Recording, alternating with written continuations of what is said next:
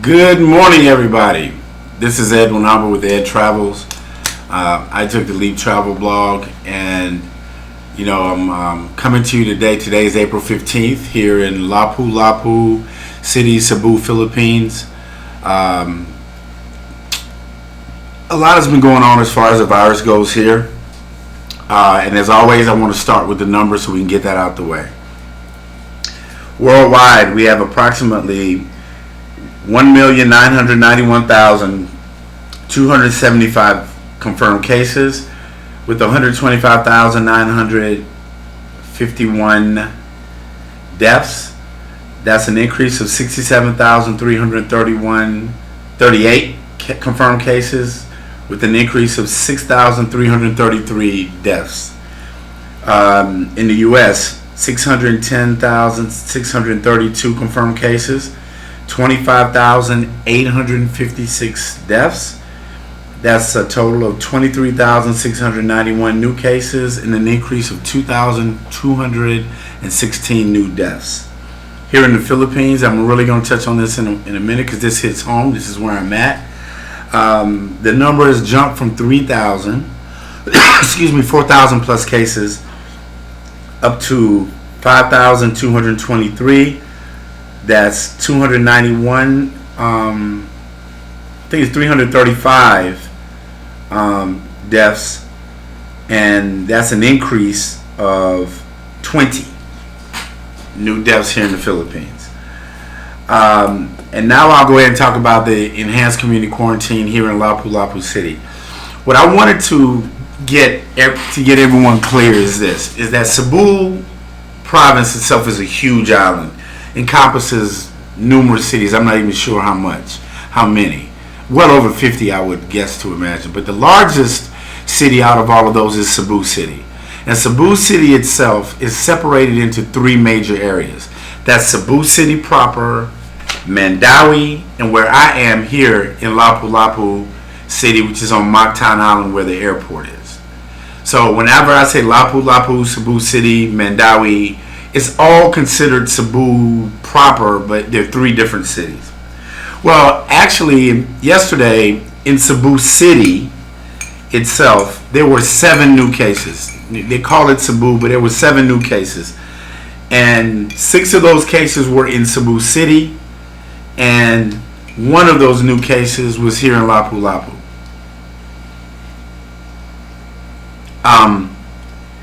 And what happened in Cebu City is that there was a 68-year-old lady, I believe, on Easter that was in Barangay Luz.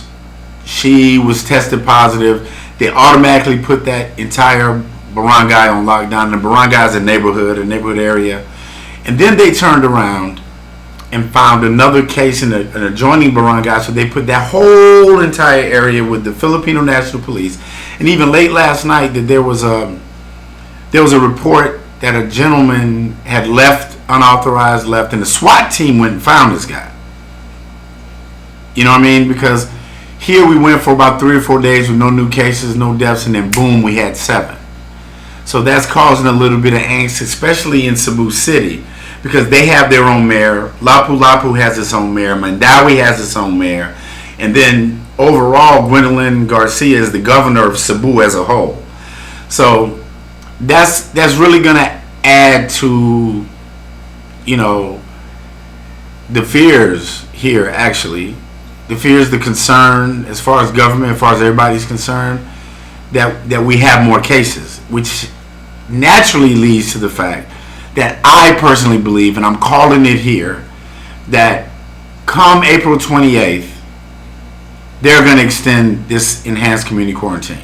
Now, how that will look might be a little different, in the fact that there might be some little easing depending on how these cases are handled, how that plays out, of businesses being open to a certain extent, maybe not even public transportation, from what I've heard from someone that's really sort of into it, that they're going to probably start a free government run bus service for public transportation to get you to the stores, maybe some shops in the mall.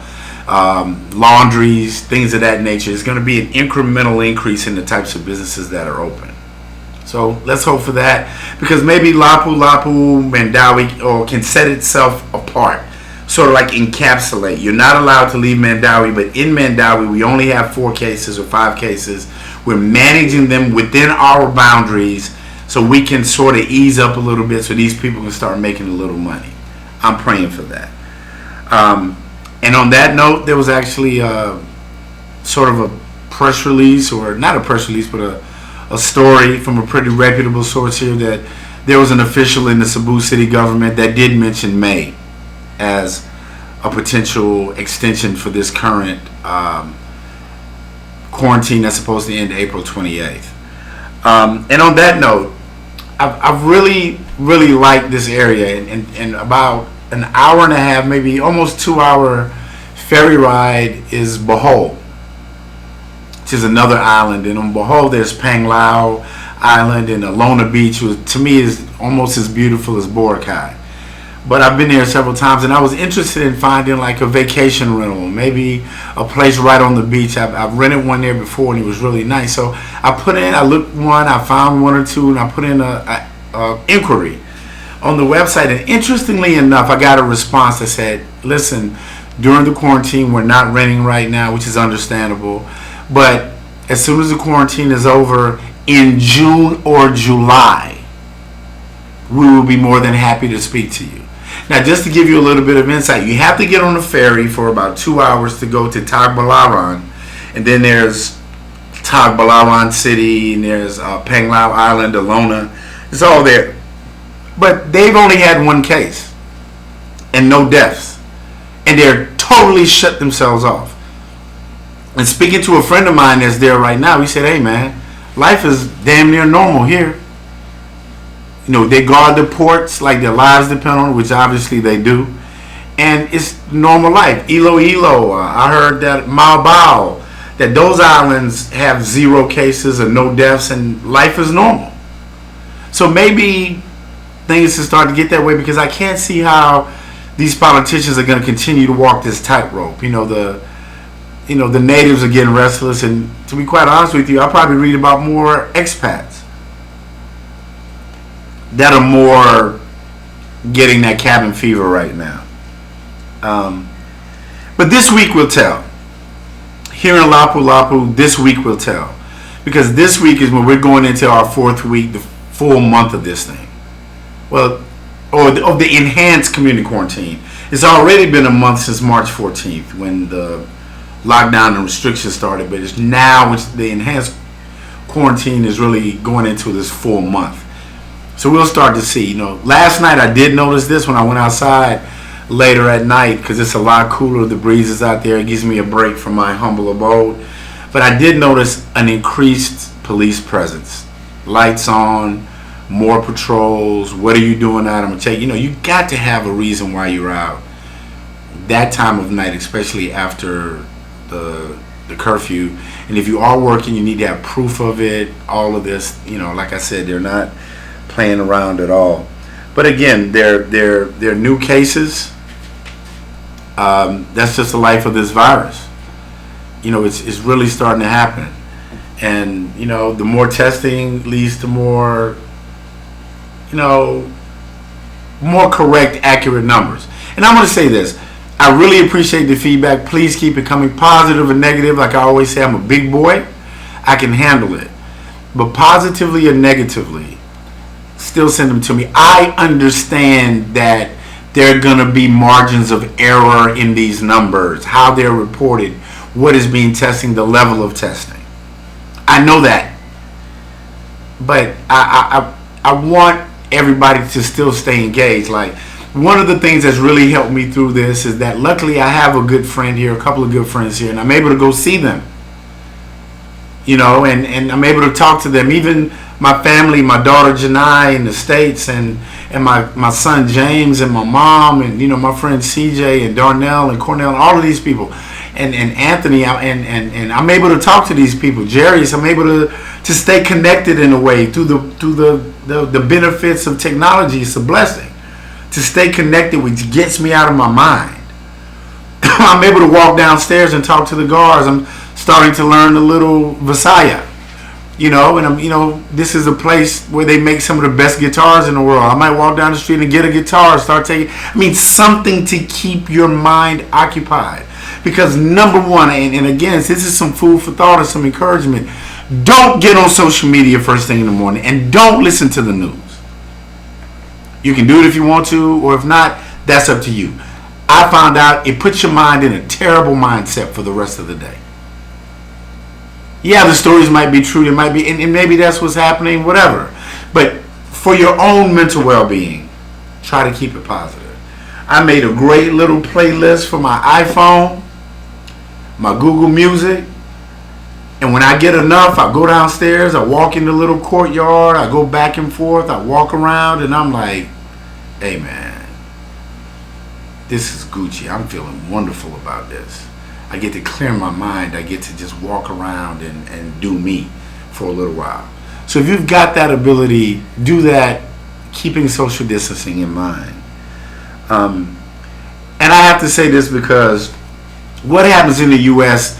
has a profound effect upon me, because my family is there, my kids are there, my grandkids are there, my friends are there. I would hope that in the United States, with this current political situation that's going on, first of all, to me, it's sickening that this coronavirus will be turned into a political football, but hey, that's the world we live in. These are people. These aren't just stats. There are a bunch of controversial things that I can sit here and talk about, but I'm going to say this. Just use common sense. I don't want my videos to become a hotbed of conspiracy theories and people arguing back and forth. I hope that you watch this, and if it means something to you, it means something to you. If it doesn't, then it doesn't. But for me, I just like to share that information. I like to give thanks to the people that are in my life, and that I'm more aware now of how important you are to me.